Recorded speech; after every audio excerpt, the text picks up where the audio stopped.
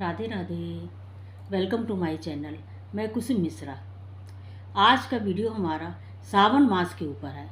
सावन मास कब से प्रारंभ हो रहा है और ये सावन मास किसको समर्पित है और इसमें किस देव की आराधना वंदना करना चाहिए और इसमें क्या रुद्राभिषेक भी कर सकते हैं, तो रुद्राभिषेक किस दिन करना चाहिए, इसका कोई क्या विशेष नियम है कि, और साथ में क्या हम इसमें हवन भी कर सकते हैं रुद्राभिषेक के साथ, और इसमें कौन कौन से त्यौहार पड़ रहे हैं आदि की जानकारी मैं अपना इसी वीडियो में आप सभी से थोड़ी सी जानकारी शेयर करना चाहूँगी। तो प्रिय दर्शकों, जैसा कि आप सभी को मालूम है कि ये चतुर्मास चल रहा है और इसमें मांगलिक कार्य तो निषेध है, परंतु जो धार्मिक कार्य होते जब तक पूजा आराधना ये अवश्य करना चाहिए और ये चालू हो जाती है जैसे ही चतुर्मास प्रारंभ होता है। तो चतुर्मास में प्रारंभ होने के बाद सबसे पहले सावन का महीना आता है। तो सावन के महीने में ये भगवान हर हर महादेव को ये समर्पित होता है, क्योंकि इस माह जब चतुर्मास की वजह से जब भगवान हरि विष्णु योग निद्रा में चले जाते हैं, तो उनकी जगह संसार का कार्यभार संभालने के लिए महादेव जी इस धरती भूमधरा पे अपनी गौरा सहित माता गौरा के साथ ही यहाँ पर विचरण करते रहते हैं। और जब देखते हैं कि उनके बच्चे, उनके भक्त जो हैं पूजा पाठ या आराधना वंदना भगवान भोलेनाथ को रिझाने के लिए कर रहे हैं, तो वो अति प्रसन्न होते हैं और अपना शुभ आशीर्वाद देते हैं। तो इस माह में हमें क्या करना चाहिए? इस माह में हमें पूरे माह कुछ ना कुछ अवश्य एक नियम ले लेना चाहिए। वो नियम तो बहुत होते हैं, परंतु अपनी शारीरिक क्षमता के हिसाब से, जैसे सामर्थ्य हो उस हिसाब से ही करना चाहिए। क्योंकि एक कहावत भी है पुरानी घरेलू कि दान करे अपना घर देख के और जब तब व्रत अनुष्ठान करे अपने शरीर की सामर्थ्य देख के। क्योंकि अगर आप बहुत अधिक शरीर आपका नहीं अगर इस लायक है और बहुत आपने अनुष्ठान ले लिया कठिन, तो आप परेशान हो जाएंगे और घर वाले भी परेशान होंगे। और इसी तरह दान का भी है कि अगर आपने दान सब कर दिया तो आपके बच्चे हैं, आपके सब भूखे बैठे हैं, तो ऐसा दान भी नहीं करना चाहिए। अपने सामर्थ्य और के हिसाब से ही दान पुण्य करना चाहिए, अपनी परिस्थिति के हिसाब से, अपने लोक काल सामर्थ्य के हिसाब से ही सब कुछ करना चाहिए।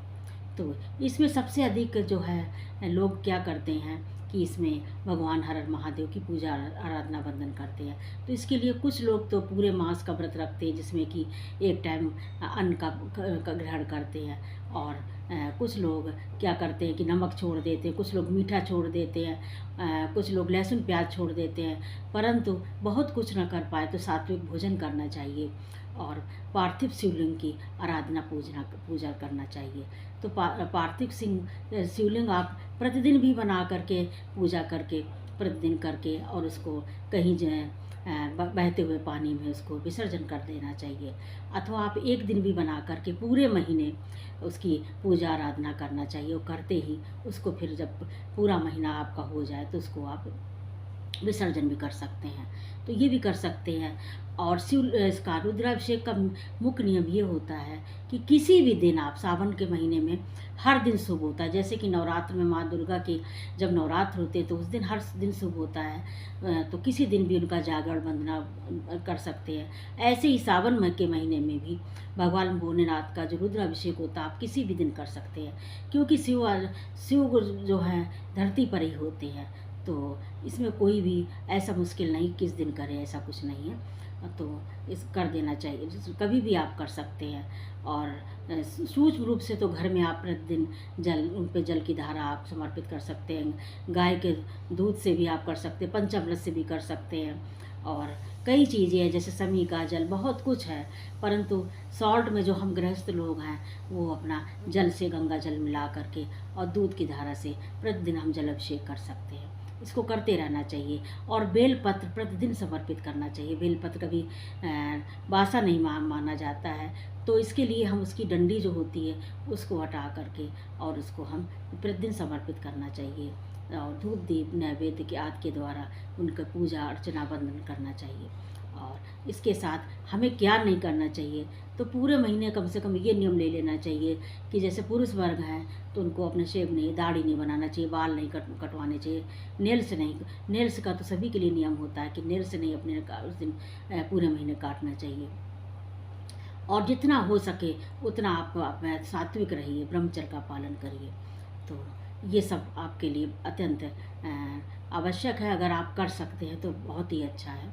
परंतु कुछ नियम तो ऐसे भी ले सकते हैं, जैसे कि सावन के जो सोमवार पड़ते हैं उनका व्रत रखिए, आप रख सकते हैं। अगर पूरे महीने व्रत नहीं रख पा रहे हैं तो 4 सोमवार इस बार पड़ रहे हैं तो सोमवार का व्रत रखिए। और प्रदोष का व्रत रखिए। प्रदोष से जिन्होंने पहले से नहीं चालू किया है तो इस महीने वो किसी भी सोमवार, किसी भी प्रदोष से 2 में से कोई भी प्रदोष पड़ता है उससे आप प्रारंभ कर सकते हैं। प्रदोष भगवान हर भोलेनाथ को अति प्रिय है, इसलिए अवश्य इसका इस महीने से पालन कर लेना चाहिए। क्योंकि ये जो है हमें सांसारिक इच्छाओं की पूर्ण करने के साथ साथ आपके धन, वैभव, समृद्धि को भी भगवान भोलेनाथ बढ़ाते हैं। अंत में मोक्ष की प्राप्त होती है कि अंत में अगर आप नियम संयम से करते हैं शिव में भी हो सकते हैं आप। तो ये सब करते रहना चाहिए।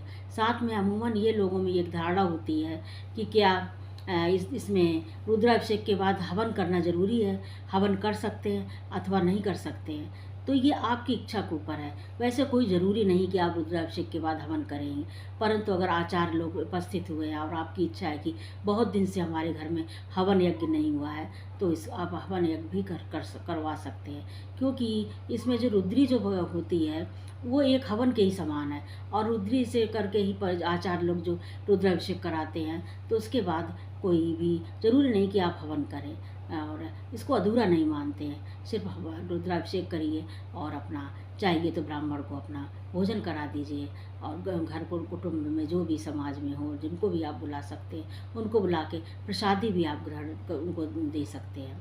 तो ये सब आप आराम से कर सकते हैं। उसके साथ साथ में एक ये भी नियम है कि हमें हर हर महादेव को प्रसन्न करने के लिए जितना भी हो सके हमें सात्विक रहना चाहिए, ब्रह्मचर्य का पालन करते रहना चाहिए। और साधारण सी इनकी पूजा है। और इसमें मंत्र एक प्रमुख ये है कि नमः शिवाय।